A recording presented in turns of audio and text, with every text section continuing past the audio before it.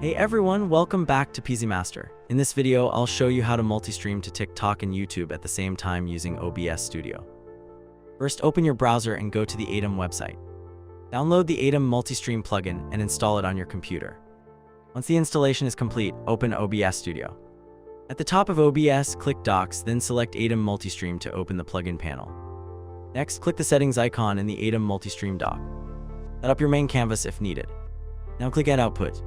Choose the platform you want to stream to, such as YouTube or TikTok. Paste your stream key for that platform into the required field.